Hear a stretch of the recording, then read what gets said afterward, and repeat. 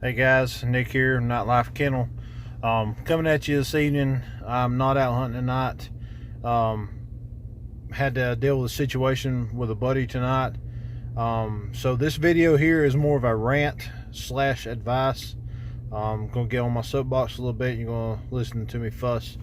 But there's some solid advice in this video, and that's what I want you guys to get from it. It don't matter what kind of dog hunter you are. If you're waterfowl, if you're upland bird, if you're a deer dogging guy, bear hunter, coon hunter, I mean, I don't care what it is. If you pursue game with the aid of a dog, you need to listen to this video and try to take this advice to heart and use this in the future if you're ever in this type of situation. So basically, recap of what happened today. A buddy of mine named Josh, I'm not going to get into his full name, he was hunting in Rutherford County, North Carolina today. He was beagle hunting. He's got his beagles out rabbit hunting. What it was, one beagle went up across the 2-lane road, and he was following him on his sport dog tracking system.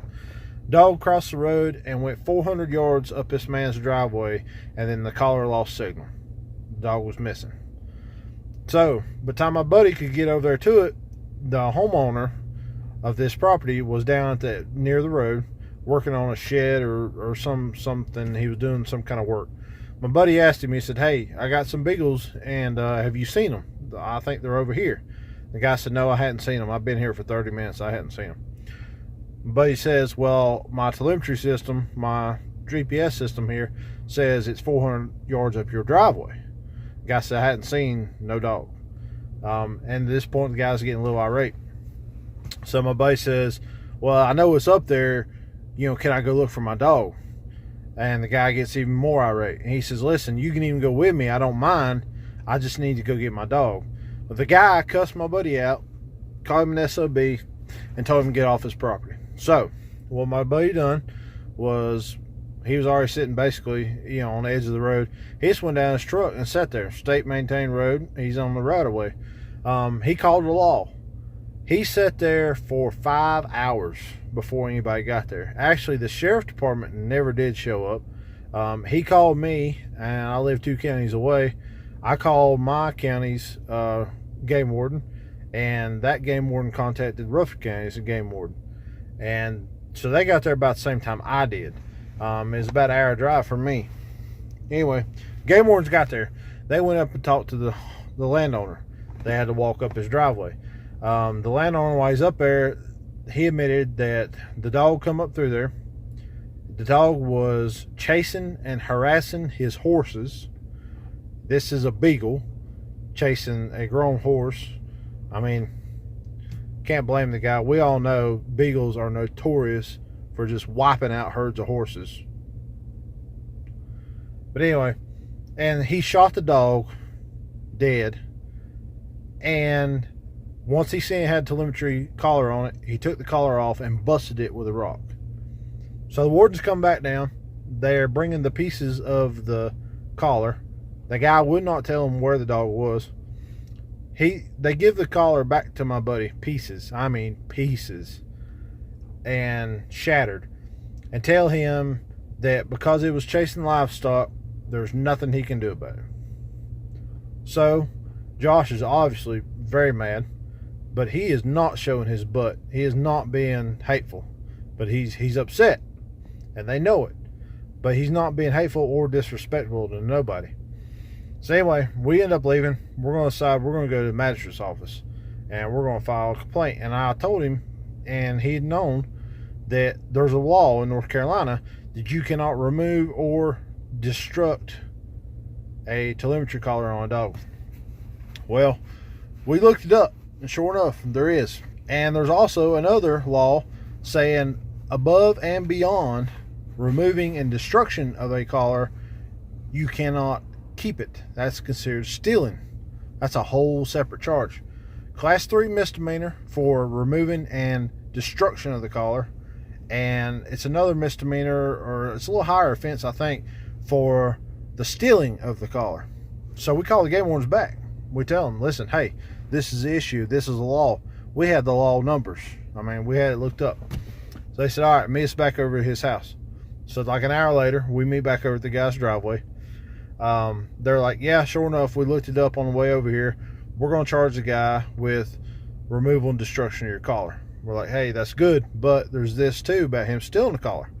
They disagreed that he didn't steal the collar. My point was, he did steal it. They had to go up on the property and get the collar from him, and well, the pieces, and bring it back to my buddy. I said, same thing if the guy went and stole somebody's truck, took it up there, hacked it up into little pieces, and just because y'all would have found it and gave it back to the rightful owner in pieces, that wouldn't make it that the guy didn't steal it. He did steal it. Same way with the collar. He had no intention of giving it back. The only reason why we got it back is because we called the warden. Anyway, so they decided they're going to charge him with that. And I said, hey, we got this sport dog tracking system, and it shows that this dog went straight up this driveway to this man's house and then lost signal. I said, unless that shows that it was running in the pasture, if it was on the driveway, he wasn't harassing livestock at all. They said, all right. So they took the tracking system, they rode up the man's driveway, and we couldn't go because we weren't allowed on the man's property. So we're having to take the warden's word for this. They said the dog total track's 400 yards.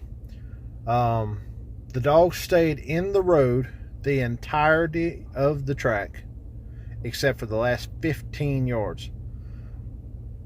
So 385 yards, the dog ran up this man's driveway. The last 80 yards, he was running alongside the pasture.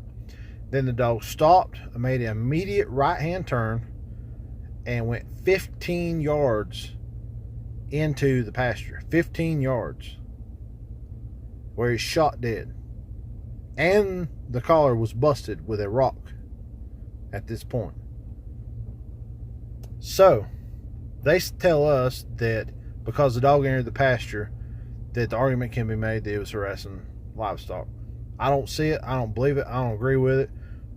You know, whatever.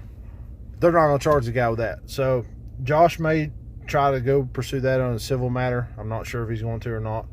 But anyway, they end up charging the guy with removal and destruction of the collar. It's class 3 misdemeanor first offense, class 2 misdemeanor second offense. So, but anyway, what I want to get to you guys about this whole thing is there's 3 main lessons we can learn from this tonight.